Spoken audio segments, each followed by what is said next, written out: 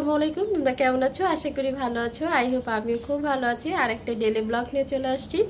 যে যেখান থেকে আমার এই ছোট্ট ব্লগটা দেখছো, আপুদের কাছে একদম হাম্বল রিকোয়েস্ট, তোমরা কিন্তু একটা লাইক দিয়ে আমার ভিডিওটা দেখে নেবে আর অবশ্যই একটা কমেন্ট করবে আপুরা। আর একটা কথা বলি তোমাদের সাথে, ভিডিও শুরু থেকেই বলি, কারণ আমি জানি ভিডিওর মাঝখানে বললে বা শেষে বললে ওই পর্যন্ত তোমরা দেখো না, ফুল দেখো না, এই জন্য বলতে চাচ্ছি না, শুরু থেকেই বলে দিচ্ছি। যারা নতুন চ্যানেলগুলো খুলেছে আপুদেরকে বলবো একটু কষ্ট করে রেগুলার ভিডিওগুলো আপলোড করবে। আর যদি তোমরা রেগুলার ভিডিওগুলো আপলোড না করো তাহলে চ্যানেল খোলার কোনো মানে হয় না। অনেক আপুদের ছোট ছোট বেবি থাকে, সংসার অনেক কাজ থাকে, কাজ থাকা ভালো, কাজ থাকলে তো তোমরা ভিডিওগুলো দিতে পারবে। আর ছোট বেবি থাকলে হয়তো বা কাজগুলো করা যায় না, ভিডিওগুলো আপলোড দেওয়া যায় না। আমি তাদেরকে বলবো একটু তোমরা বিবেচনা করে চ্যানেলটা খুলবে। যদি তোমরা মেনটেন না করতে পারো তাহলে তো চ্যানেল খুলে লাভ নেই। অনেক আপুরা আছে ছোট ছোট মানে চ্যানেলের অনারগুলো আছে, অনার আপুরা আছে, তারা কিন্তু চ্যানেল খুলে কিন্তু কন্টিনিউ ভিডিও দিতে পারে না। কোনটা থেকে কোনটা করবে, কোনটা থেকে কোনটা করবে দিশা পায় না। আমার একটা আপু আছে, শাম্মী আপু, ওনাকে শাম্মী আপু কুকিং দিয়ে সার্চ করলে চলে আসবে, সেই আপুর উদ্দেশ্যে বলছি। আপু একবার কুকিং ব্লগ করে, একবার হোম ব্লগগুলো করে, এটা করলে হবে না, বারে বারে ক্যাটাগরি চেঞ্জ করা যাবে না আপু। আমি জানি আপু রেগুলার আমার ভিডিও দেখে, সেই আপুর উদ্দেশ্যে বললাম।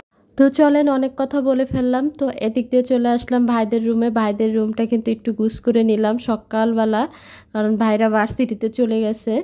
তো আমি চিন্তা করলাম যে না, আপনাদের সাথে একটু দেখিয়ে দেই। দেখেন, আর এখান থেকে কিন্তু প্রচণ্ড বাতাস আসে আমাদের এই ছোটো ভাইয়ের রুমটা দিয়ে। এই যে কম্পিউটারটা এখানে রেখেছি, একটু মুছামুছি করে নিয়েছি। দুই ভাই এই রুমে থাকে আর ঘরটারে একদম অগোছ করে রাখে। আর আমি আপনাদেরকে একটু দেখাচ্ছিলাম, এখান থেকে কিন্তু প্রচণ্ড বাতাস আসে যেতে। আমি 6 তলায় থাকি, যারা উপরে থাকে তারা কিন্তু অবশ্যই জানেন যেতে উপরে থাকলে বাতাস বেশি আসে। আর এখানকার বাইরের ভিউটা কিন্তু খুবই সুন্দর। আর এই তো ঘর গুছানোটা শেষ। সকালবেলায় আমি কিন্তু ব্লগটা স্টার্ট করে দিয়েছিলাম, এটা কিন্তু আপনারা জানেন আমি সবসময় সকাল থেকে ব্লগ করার চেষ্টা করি, যেতে রেগুলার ব্লগ করি। তো ঘরটা গুছিয়েছি। আর এদিকতে দেখি আমার মা নাস্তা বানিয়ে নিচ্ছিলেন। আজকে নাস্তা ছোটো ভাইরা খাওয়া দাওয়া করে যেতে পারে নাই, নাস্তা করে যেতে পারে নাই। নাস্তার সাথে ছিল, গতকালকে মুরগি রান্না করেছিলাম, তো মুরগি ফ্রিজে ছিল, সেটা গরম করে খেয়ে নেব, আর সাথে একটু চা, আর কিছুই না। তো মা রুটি ভাজতে ছিল, তো আমি চলে আসলাম একটু হেল্প করার জন্য। মা বলতেছিল যে রুটি ভাজা শেষ, বেশি রুটি ভাজা হয় না, আমাদের 2টা করে রুটি হলে যথেষ্ট। তার জন্য আমাদের যেতে 5 জন লোক আমরা ঘরে, তার জন্য 10টা রুটি বানানো হয় গনে গনে, আর না হলে রুটি থেকে যায়। আর এই তো রুটি ভাজা হয়ে গেছে। আর এই তো আমরা অফ ক্যামেরা কিন্তু নাস্তাটা করেই ফেলেছি। অফ ক্যামেরা নাস্তা করে এদিক দিয়ে চলে আসছি ফ্রিজটা পরিষ্কার করার জন্য, কারণ রমজানের ভিতরে ফ্রিজ পরিষ্কার করেছিলাম কিন্তু বুঝলাম না, কারণ ফ্রিজটা আবারও বরফে ভরে গেছে। তো কেন এরকমটা হলো আমি জানি না। দেখেন নিচের অংশটুকু কোনো বরফ নাই, উপরের অংশটুকু কিন্তু প্রচণ্ড বরফ, কিছু রাখতে পারতেছিলাম না। এমনি মোবাইলে দেখা যাচ্ছে যে না সে অল্পই হয়েছে, কিন্তু না, অনেকটাই বেশি। আর এখানে কিন্তু মাছ মাংসগুলা আমি একটা বলের ভিতরে রেখেছিলাম, ফুল করে নিয়েছিলাম যেতে পরিষ্কার করে রাখবো। আর এখানেও রেখেছি। আর এইগুলো হচ্ছে সিমের বিচি, আপনাদের ভাইয়া খাবে এই জন্য আমি একটু আইস করে রেখেছি। আর ওটা হচ্ছে সিম, এটা বিচিওয়ালা সিম রেখেছি, ওটা শুটকি দিয়ে রান্না করে দেব, সেটা ওনারা সিলেটের লোক অনেক পছন্দ করে। আর এখানে তো মেজোবার ড্রেস নিয়ে আসছে, আয়না ওয়ার্ডরোবের উপরে রেখে দিয়েছিল, সেটা আমি আপনাদের সাথে একটু দেখাচ্ছিলাম। এই যে দেখেন, এগুলাও মানে ওর ব্যবহারের জন্য ও বের করেছে, সেটা আমি আপনাদের সাথে একটু শেয়ার করতেছিলাম। 3টা কালার নিয়েছিল, কারণ ও এই কালারগুলো পছন্দ করে। তো ভাবলাম যে না, আপনাদের সাথে একটু দেখিয়ে দেই। গঞ্জিগুলা কিন্তু অনেক সুন্দর ছিল, গোল গলার গেঞ্জি, যেতে একটু রুষ্টপুষ্ট মানুষও, একটু স্বাস্থ্য ভালো, এই জন্য ওর মতো করে ও নিয়েছে। দেখেন খুবই ভালো লাগতেছিল, তো আপনাদের সাথে দেখিয়ে দিলাম।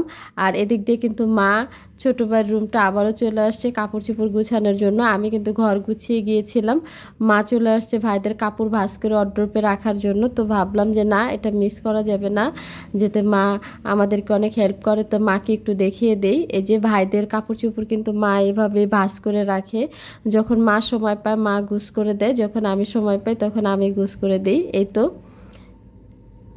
যাই হোক, মা কিন্তু কাপড় চোপড় গুছ করে চলে আসছে। আর এদিক দিয়ে মা কি করছে, লতি আর হচ্ছে লতি বাইসা নিয়েছে, আর এখানে করলা কাইটা নিচ্ছিলেন, করলা কাইটা নিচ্ছিলেন যেতে ইচ্ছা মাছ দিয়ে রান্না করবে।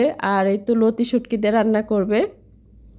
আজকে কি কি থাকছে আমাদের দুপুরের রেসিপিতে সেটাও শেয়ার করব, বেশি কিছু থাকবে না। তো যাই হোক, যেতে ভিডিওটা ছোট এই জন্য আমি বেশি বড় করতে চাই না, আমি চাই যেতে একটা সীমাবদ্ধর ভিতরে থাকে। আর এখানে নিয়েছি মা তরকারি রেডি করছে দুপুরের রেসিপির জন্য। আর আমি এখানে মাছ আর হয়েছে যে এখানে রুই মাছ, তেলাপিয়া মাছ, চিংড়ি মাছ এগুলা ফ্রিজে রেখে দেব, এগুলা কিছুই রান্না করব না, কারণ এটা দরকার হচ্ছে না।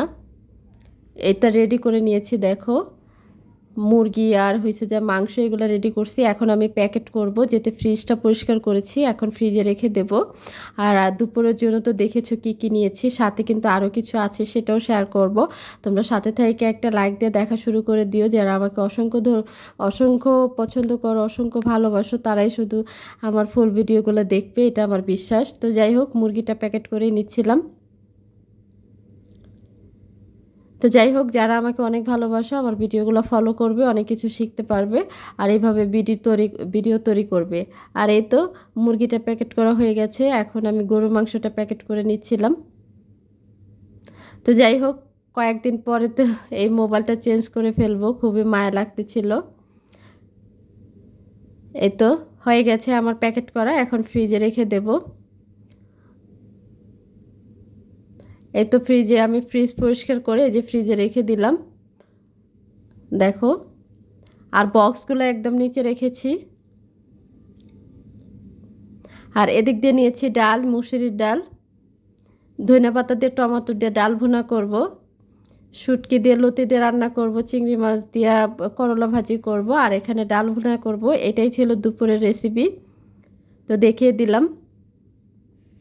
আর যাই হোক, তোমাদের সাথে আর একটা কথা বলি, আমাদের মিনি ময়না, তাকেও দেখাবো, তোমরা সাথে থাকো। ওনাকে কোলে নেয় না দেখে উনি যে অভিমান, দেখো তোমরা, অবশ্যই দেখবে, মিস করবে না। তো যাই হোক, ডালটা ভিজিয়ে রাখলাম, চলো দেখে আসি। দেখে আসো, কোলে নেবো, আসো আসো আসো, এবার না, আসো আসো আসো, দেখ মা, দেখ, আসো কোলে নেবো, আসো আসো আসো, তুমি ময়না, মিনি ময়না, আসো আসো আসো আসো, কোলে নিয়ে আসো। তুই রাগ করছো কেন, এরকম এরকম রাগ করছো কেন? আসো আসো আসো, কোলে নিয়ে আসো, আসো আসো আসো, উঠ উঠ উঠ উঠ উঠ উঠ, ওরে আল্লাহ রে, আই হাই রে, দেখ কি গড়াগড়ি খাইতেছে, হ্যাঁ দেখো আল্লাহ।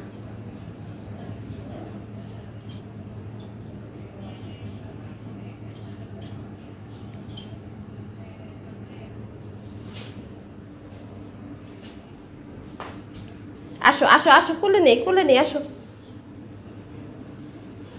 তো যাই হোক, কোলে নেয় না দেখে কি অবস্থা করলো তোমাদেরকে তো দেখিয়ে দিলাম। আর এখানে আর একটু শাকভাজি করে নিচ্ছিল আম্মা, দেখো। আর দুপুরের জন্য কি কি রেসিপি ছিল, সাথে কিন্তু শাকভাজিও ছিল।